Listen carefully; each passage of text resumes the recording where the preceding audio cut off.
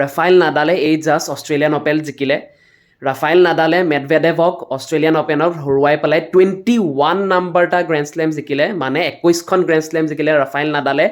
আৰু তেওঁ এতিয়া গ্ৰেটেষ্ট অফ অল টাইম হ'ল আৰু ৰাফাইল নাডালৰ পৰা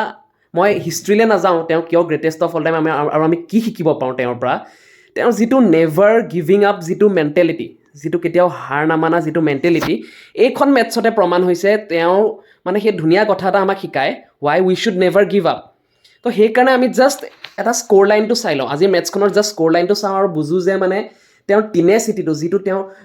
প্ৰত্যেকটো পইণ্ট ফাইট কৰা যিটো টিনেচিটি যিটো ফাইট কৰি থকা যিটো আমি গিভ আপ নকৰোঁ নাডালৰ যিটো মেণ্টেলিটি সেই কথাটো এই মেটছখনৰ পৰা প্ৰমাণ হয় আৰু এতিয়া জাষ্ট আমি স্ক'ৰ লাইনটো চাওঁ এবাৰ এতিয়া টেনিছ ফ'ল' কৰা মানুহবিলাকে গম পায় যে নাডালে প্ৰত্যেকটো পইণ্ট ফাইট কৰে প্ৰত্যেকখন ছেট ফাইট কৰে প্ৰত্যেকখন মেটছত 120% দিয়ে এতিয়া আমি ফাৰ্ষ্ট দুখন ছেটত চাওঁ ফাৰ্ষ্ট দুখন ছেট এতিয়া নাডালে মেডভেডেভৰ লগত পাত্তা পোৱা নাছিলে মেডভেডেভৰ ফাৰ্ষ্ট দুখন ছেটত মেডভেডেভে নাডালক হৰুৱাইছিলে 6-2 আৰু 7-6 কিন্তু এতিয়া থাৰ্ড ছেটখনৰ পৰা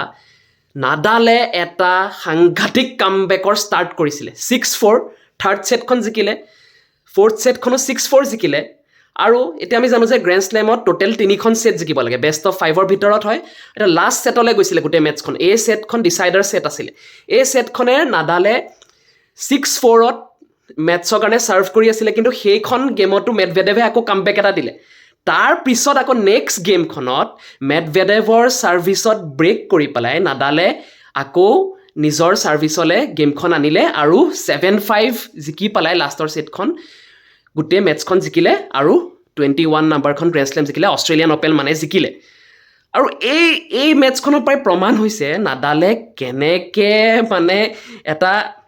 হৰাৰ স্থিতিৰ পৰা কেনেকৈ কামবেক দিব জানে তেওঁৰ মেইন বস্তুটো হৈছে মেণ্টেলিটিটো ইমানেই ষ্ট্ৰং মেণ্টেলিটি নাডালৰ প্ৰত্যেকটো পইণ্ট ফাইট কৰিব যিমানেই যি নহওক 120% দিব আৰু সেই টিনেচিটিটোৰ কাৰণে তেওঁ আজি আউট 21খন গ্ৰেণ্ড শ্লেম জিকিলে আৰু গ্ৰেটেষ্ট অফ অল টাইম নিজকে মানে বনালে